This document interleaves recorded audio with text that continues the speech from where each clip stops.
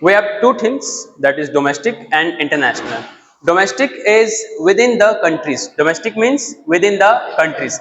देश के अंदर जो सारी चीजें हैं उसको हम लोग डोमेस्टिक बोलते हैं. क्या बोलते हैं? डोमेस्टिक. आपने वो सुना है डोमेस्टिक एनिमल्स और वाइल्ड एनिमल्स. डोमेस्टिक एनिमल्स यानी घरेलू जीव.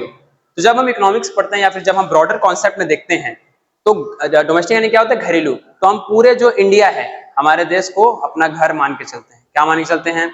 घर मान के. इसलिए यहाँ पर ये जो डोमेस्टिक है वो जो घर है वो हमारा पूरा देश को हम लोग घर मान के चलते हैं. और इंटरनेशनल तो बहुत बचपन से सुनते आ रहे हो. इंटरनेशनल मतलब बाकी देश से. इसका एक एग्जांपल होता है domestic flight and international flight.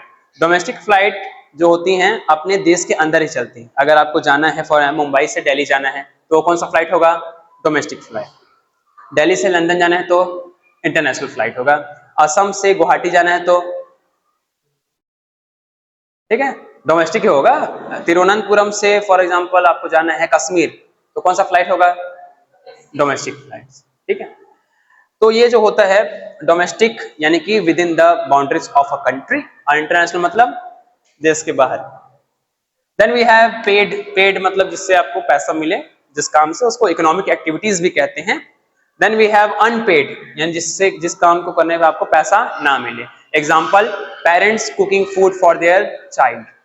Parents अपने बच्चों के लिए खाना बनाते हैं तो पैसा नहीं मिलता, उसको अनपेड वर्क बोलते हैं.